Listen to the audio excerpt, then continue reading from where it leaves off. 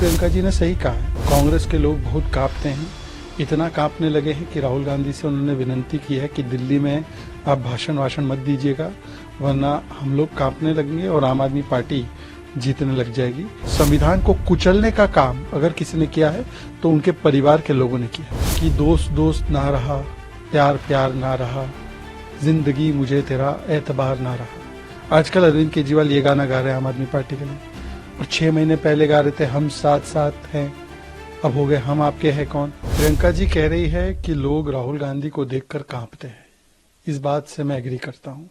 कांग्रेस के लोग बहुत कांपते हैं, इतना कांपने लगे हैं कि राहुल गांधी से उन्होंने विनती की है कि दिल्ली में आप भाषण मत दीजिएगा, वरना हम लोग कांपने लगेंगे और आम आदमी पार्टी जीतने लग जाएगी। इसीलिए राहुल गांधी निकल ही नहीं रहे कैंपेनिंग के लिए। तो उनसे तो लोग कांपते ही हैं, उनकी ही पार्टी के लोग कांपते हैं। जहां तक सवाल है विचारधारा का, प्रियंका जी ने सही कहा है। उनकी विचारधारा बीजेपी आरएसएस की नहीं है। बीजेपी आरएसएस बोलती है नेशन फर्स्ट, ये बोलती है फैमिली फर्स्ट। बीजेपी आरएसएस बोलती है नो टू डायनेस्टी, ये बोलते हैं yes to dynasty. BJP RSS बोलती है नो टू भ्रष्टाचार, ये बोलते हैं यस टू भ्रष्टाचार। हम बोलते हैं नो टू तुष्टिकरण, संतुष्टिकरण करो, सबका साथ सबका विकास, एक है सेफ है। ये कहते हैं डिवाइड एंड रूल, बांटेंगे काटेंगे तुष्टिकरण करेंगे। तो बीजेपी आरएसएस की विचारधारा आपकी विचारधारा नहीं है, हम ये जानते हैं, पर आपकी संविधान की विचारधारा है। इसीलिए आप 370 के पक्ष में थी, जिसकी वजह से संविधान लागू ना हो पाए जम्मू कश्मीर में। इसीलिए आप लोग मुस्लिम तुष्टिकरण की बात करते करते मुस्लिम आरक्षण की बात करते हैं। इसीलिए आप ओबीसी का आरक्षण छीन के मुसलमानों को देना चाहते हैं। इसीलिए आपने जिस प्रकार से वोट जिहाद की बातें महाराष्ट्र के चुनाव में की थी, ये संविधान तहत है।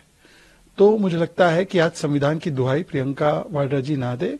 संविधान को कुचलने का काम अगर किसी ने किया है तो उनके परिवार के लोगों ने किया है। देखिए, मैं तो सिर्फ इतना कहूंगा कि दोस्त दोस्त ना रहा, प्यार प्यार ना रहा, जिंदगी मुझे तेरा एतबार ना रहा। आजकल अरविंद केजरीवाल ये गाना गा रहे हैं आम आदमी पार्टी के लिए, और 6 महीने पहले गा रहे थे हम साथ साथ हैं, अब हो गए हम आपके हैं कौन। इनका सिचुएशनशिप चलते रहता है। मतलब ऐसा है कि हर 2 महीने में ये लोग साथ आ जाते हैं और फिर मिलकर अपने अपने ambition, corruption, commission, division, confusion और मोदी के प्रति ऑब्सेशन, इसके लिए एक साथ आ जाते हैं और फिर 2 महीने बाद इनका तलाक हो जाता है। अब फिर से जब चुनाव हार जाएंगे तो 2 महीने बाद फिर से साथ आ जाएंगे। अच्छा, ये जो अरविंद केजरीवाल जी लॉजिक दे रहे हैं कि कांग्रेस पार्टी इसलिए चुनाव लड़ रही है ताकि उनको हरा सके, तो क्या वो बोल रहे हैं कि हरियाणा में जब वो चुनाव लड़े तो कांग्रेस को हराने के लिए लड़े, जब वो गुजरात में चुनाव लड़े तो कांग्रेस को हराने के लिए लड़े? तो मुझे लगता है ये कुतर्कता की सबसे ऊंची डाली पर बैठना अरविंद केजरीवाल का काम हो चुका है।